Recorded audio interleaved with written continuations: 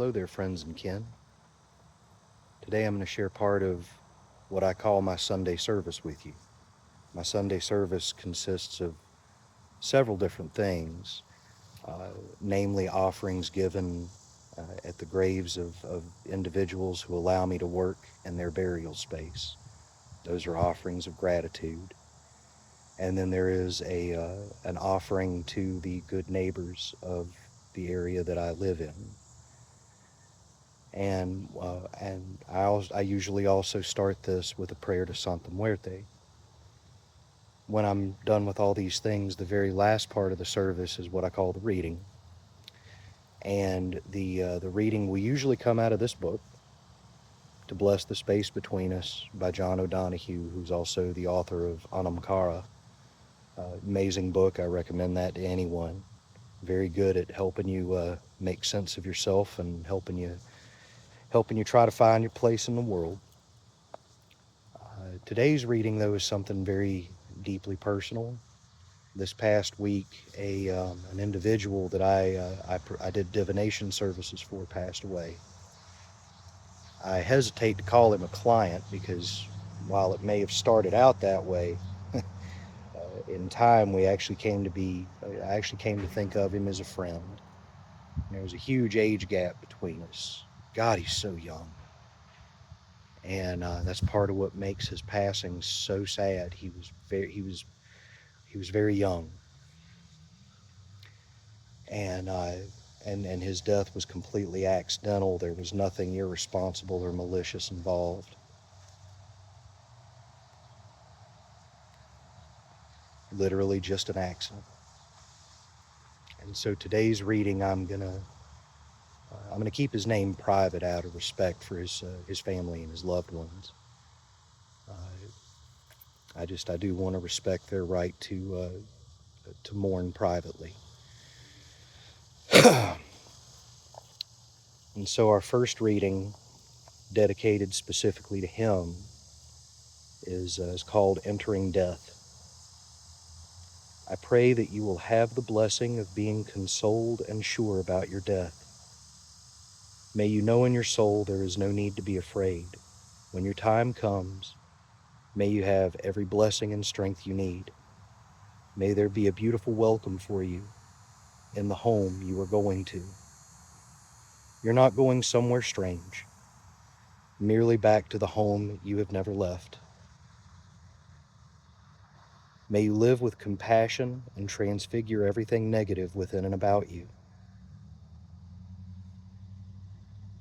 When you come to die, may it be after a life well lived. May you be tranquil among those who care for you. May your going be sheltered and your welcome assured. May your soul smile in the embrace of your Anamkara. Anamkara, loosely translated, means soul friend.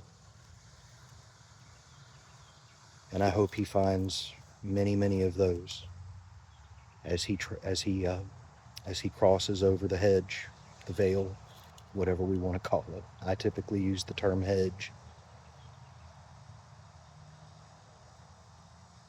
This next reading is called For Death, and it's more for the people he left behind, his family and his loved ones. And it's just a gentle reminder of the mortality of us all. From the moment you were born, your death has walked beside you. Though it seldom shows its face, you still feel its empty touch when fear invades your life, or what you love is lost, or inner damage is incurred.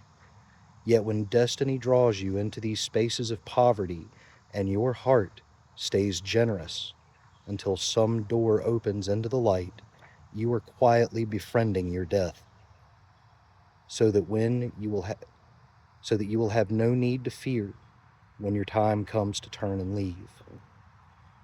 That silent presence of your death would call your life to attention, wake you up to how scarce your time is, and to the urgency to become free and equal to the call of your destiny. That you would gather yourself and decide carefully how you now can live the life that you would love to look back on from your deathbed. That's actually one of my favorite blessings in the book, because that really is what it boils down to. Not a single one of us is promised tomorrow, no matter how clean or carefully we live. None of us are. When it's our time to go and we are called, we have to answer. And I try to do this every morning when I wake up and face the world. I ask for the strength and the guidance to live the life that I would be proud of when looking back at it from my deathbed. And that blessing contains, I think, one of the most important keys to being able to be happy with the life we led when we look at it from our deathbed. In those moments of pain and sorrow and utter despair, when we find a way to keep love in our hearts for ourselves, for other people, for the land around us, those are moments where our death holds our hand and says, good job, buddy. Good job. You passed. I think the idea is to keep that fire of love and hope burning in our hearts, no matter what the threads of fate throw at us. That's the challenge.